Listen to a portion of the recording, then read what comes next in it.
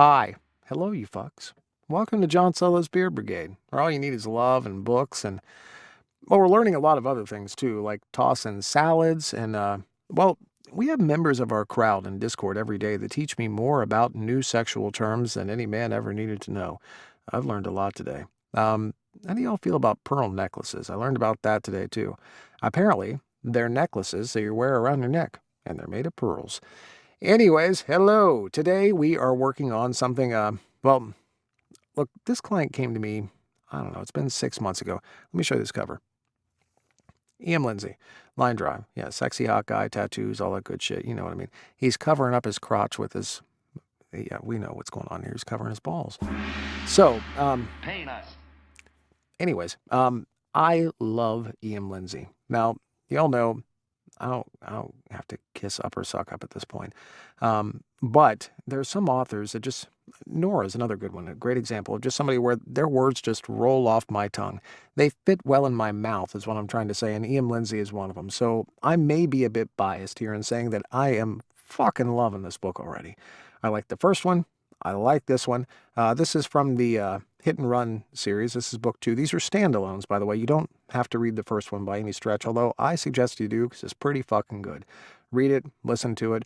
I don't know, have a carrier pigeon read. I don't care how you get it. Just get it. It's a good fucking book. But this one, we just started today. We're about, I don't know, coming on a third of the way through, somewhere in that range. And we just nailed what I think is a great story time. Now, I'm going to read the blurb for you real quick.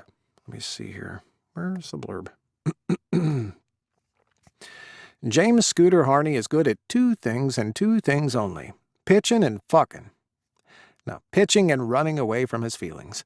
So when he comes face to face with a high school baseball coach who gets under his skin like no one ever has before, James isn't quite sure what to do about it. After all, Ridley is smarmy, annoying, ridiculously good-looking, and worst of all, he's straight. Then James's world is turned upside down one evening when Ridley admits that he's been having thoughts. Thoughts about James. Thoughts that are making him question his own identity. James knows he won't make a good boyfriend, but the way Ridley looks at him, the way Ridley trusts him, makes James realize that maybe, just maybe, there's something worth fighting for. Line Drive is the second book in a fictional MLB series featuring a smarmy pitcher good at annoying his teammates and stroking his own ego, a team ready to win no matter what it takes, a lost single dad who just wants to know he's doing a good job, and an agreement that wraps both of their hearts into a tangle. Each book in the Hit and Run series stands alone, contains no cheating, and has a happily ever after. That's the blurb. Now, we just finished up chapter 6, and it's fantastic. You don't really have to know a lot going into this chapter, but you do have to know that there's no sex in this chapter. There's no schmarmy times, there's no romantic times or anything like that. This is what we would call a meet cute in the industry, but really it's more of a meet and yell at each other. It's pretty fucking awesome. I hope you enjoy. Let me know in the comments below if what you think of this, because I really, really like this shit a lot. Have fun. Good luck. I'll see y'all later. Nanu nanu. Chapter 5.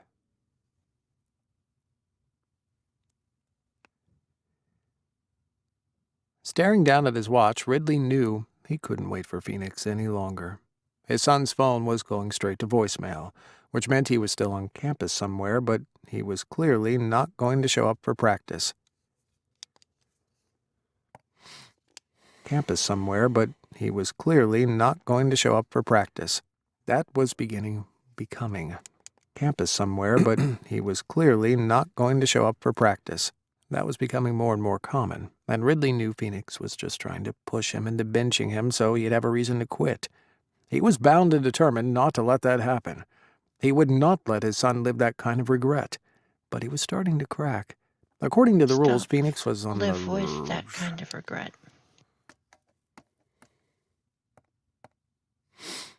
He'd have a reason to quit. He was bound and determined not to let that happen. He'd have a reason to quit.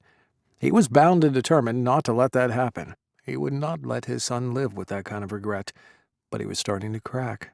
According to the rules, Phoenix was on the verge of being benched before their first game even began. Grabbing his whistle, he gave it one sharp blow, then sent the team off for warm-ups. He appreciated that he didn't have to do much this far into the year. They only had a couple of freshmen on the team, but they had done an amazing job at camp and even now were showing promise.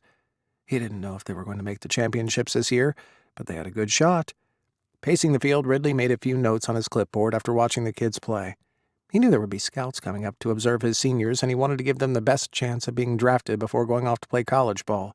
2 of them had already secured scholarships. And he wanted to give them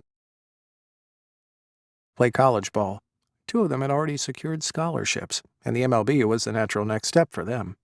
Ridley felt some regret that his career had taken a different path, but he didn't hate his job. He hated the school, and he hated the politics, but he loved these boys. He supposed that was the same song and dance a lot of the coaches performed, and it was likely the sole reason any of them stuck with the job. He just wanted to know if it ever got easier, or maybe there was some magical school somewhere that didn't play underhanded should be political. Them stuck with the job. He just wanted to know if it ever got easier, or maybe there was some magical school somewhere that didn't play underhanded political games and used equity and equality when it came to their extracurricular activities. The thought nearly made him laugh, and he had to pull back to focus. The rest of practice went fine. Not the best, but mostly because his mind was back on Phoenix, wherever the hell he was. He knew his son was going to avoid him as long as possible, since he always did on the days he skipped practice. Ridley was on the fence between just letting it go, knowing his son hated it, and grounding him because this was for his own good. He gave one more sharp whistle, then cupped his hands around his mouth. 2 laps and hit the showers, and I'll see you tomorrow. Everyone quickly moved to throw their equipment in the shed, except for Aiden, his star pitcher, who Ridley knew was destined to stand on the mound one day. He tossed the ball in the air and caught it just as he approached. "Hey."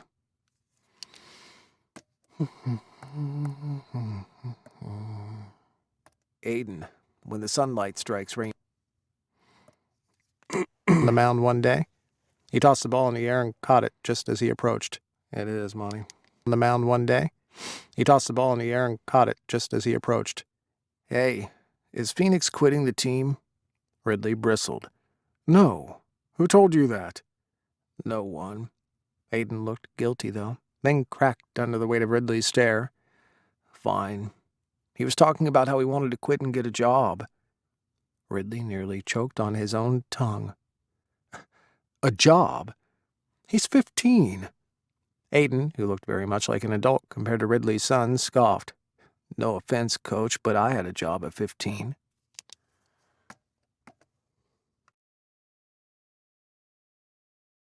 An adult compared to Ridley's son scoffed. "No offense, Coach, but I had a job at 15. "Yes, but you don't have seizures," he started, then stopped himself because that wasn't fair to Phoenix. He knew if his son could navigate school just fine, he could do it at a job. He started, then stopped himself because that wasn't fair to Phoenix. He knew if his son could navigate school just fine, he could do it at a job. He just couldn't stand the thought of his kid working retail and dealing with all the assholes in town who treated service workers like shit. "I'll talk to him," Ridley said after a beat, letting out a defeated breath. "Hit the track, son." Aiden clicked his tongue, then hurried to drop the ball in the bucket before he picked up the pace, catching up with his teammates after a short sprint. Ridley turned away, picking up stray bats, a couple of helmets, and a few balls, when he suddenly heard a small commotion behind him. He turned, glancing over his shoulder, then frowned at the sight of his boys all crowded on the field staring toward the fence gate. It took Ridley a second to see a man approaching, and it took him another second to realize that this man was wearing a Denver Vikings cap over his dark hair because he was one of the Denver... I can stress that "was" differently. The fence gate. It took Ridley a second to see a man approaching, and it took him another second to realize that this man was wearing a Denver Vikings cap over his dark hair because he was one of the Denver Vikings. He had no idea how or why Scooter Harney was on his field, but his heart started to race even harder than it had been when he'd looked at the man on the screen. Ridley's fingers felt a little numb as he started toward the figure, and he was a little breathless when he came up to heart started to race even harder than it had been when he'd looked at the man on the screen. Ridley's fingers felt a little numb as he started toward the figure, and he was a little breathless when he came to a stop in front of him. Scooter towered over him by at least 5 inches, and a good 30 pounds of pure muscle. His face was drawn, but his eyes were bright, and they locked on Ridley's face. "You the coach?" he asked, his voice a deep rumble. Ridley cleared his throat, then wiped his hand off on his jeans before extending it. "Ridley home." Clickety-clackety. Ridley cleared his throat, then wiped his Ridley cleared his throat, then wiped his hand off on his jeans before extending it. "Ridley Holland.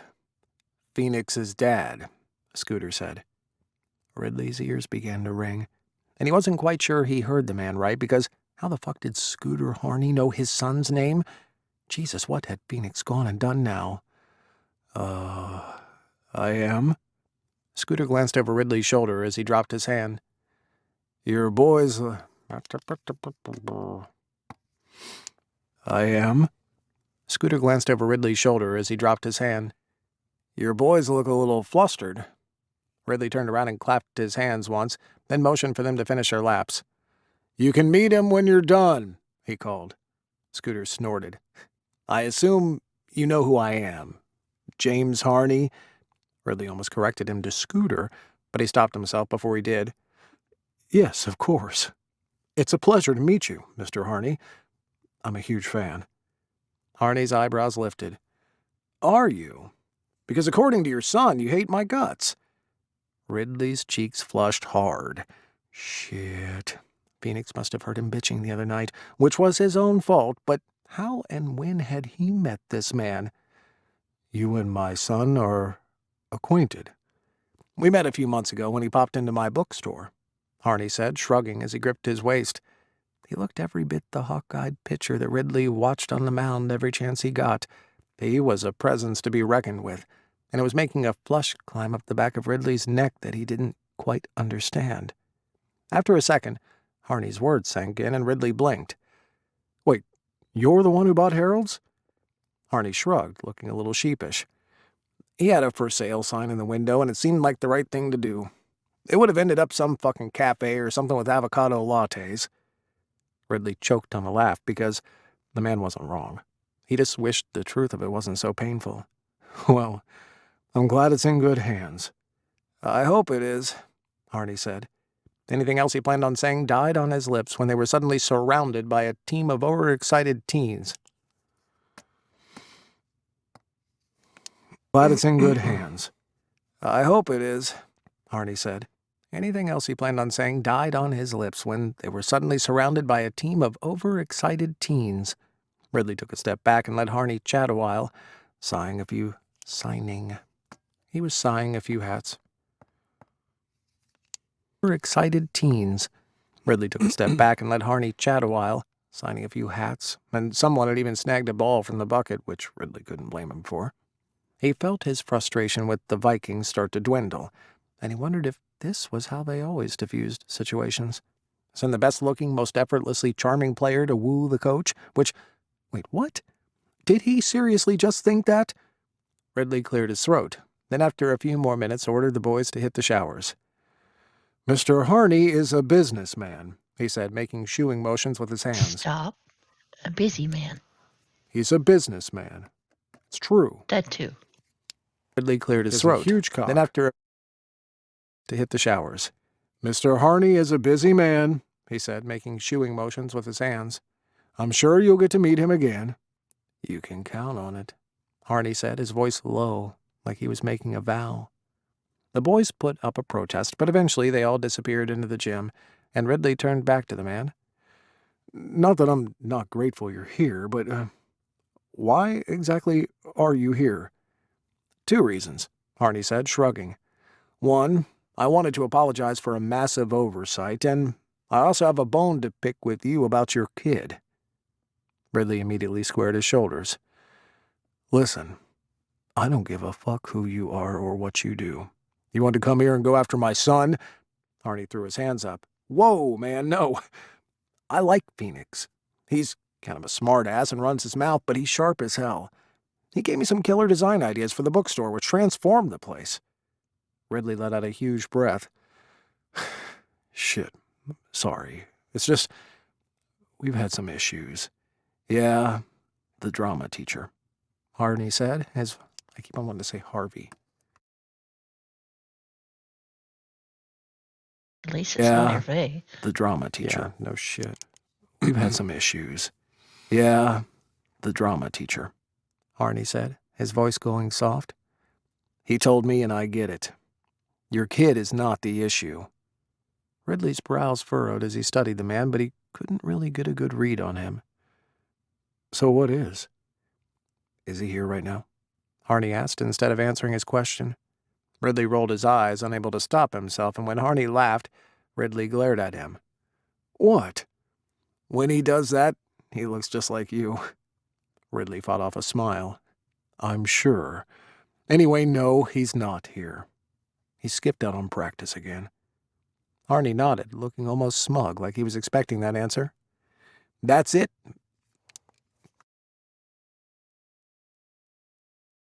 Harney nodded, looking almost smug, like he was expecting that answer. That's it, man. That's the problem. You gotta let him go. Cut the apron strings or whatever. Ridley blinked. Excuse me? I'm not trying to tell you how to parent your kid. Sounds like you are. Ridley shot at him. But he's miserable. I tried to get him to fill out an application. At that, Ridley took a threatening step forward, and Harney actually backed up one. Wait a goddamn minute. That was you? Putting all that shit in his head about getting a job? You can't just walk into his life without any idea what he goes through and get his hopes up like that. Harney crossed his arms over his chest, his muscles bulging, and in spite of the situation, Ridley felt himself get hot again. Jesus, what the hell was going on? I didn't put anything in his head. I offered him a job opportunity, but he said you wouldn't let him off the hook about this baseball shit he clearly hates. Ridley laughed, the sound not quite full of humor. That's rich, coming from a fucking pro player. Shouldn't you be encouraging him to give it a shot? He's actually good. You can be good at something and still not like it. Why don't you try listening to what he actually wants? Harney shot back. Now, Ridley was seeing red. You know what? Fuck you! Fuck you! Get the fuck off my field! You don't get to march down here thinking you own the place and tell me what to do with my son. You have no right. You and your little team dump money into the pockets of the 1% in this fucking town, then you want to make me look like the bad guy? Do you have any idea what it's like telling these boys that we may be fundraising for gas money to make out-of-town games? Ridley knew he was way off topic now, but everything was bubbling over. I didn't like the stumble in there either. I think I gotta do my little pitch again. Let me find it. You know what? From there. Yeah, I know. Don't worry, I can do it again. I can be a pissed off guy all day long. Ridley was seeing red. You know what? Fuck you. Fuck you! Get the fuck off my field. You don't get to march down here thinking you own the place and tell me what to do with my son. You have no right.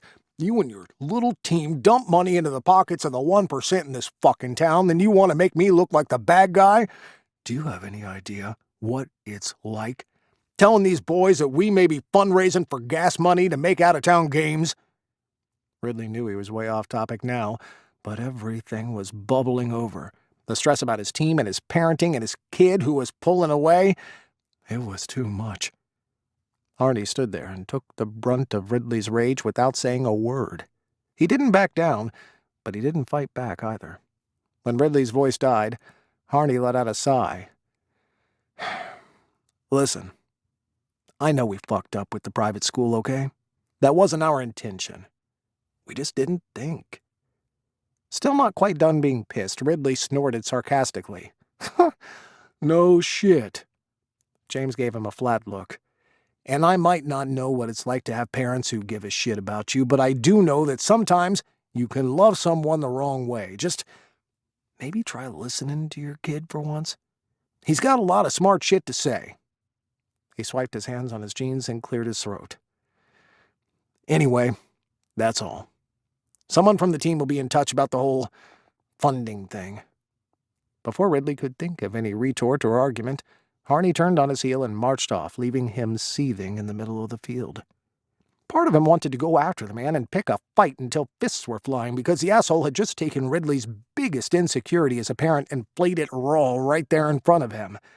And part of him wanted to collapse in a heap, because Harney was right, and Ridley hated himself for being such an ass to his only child.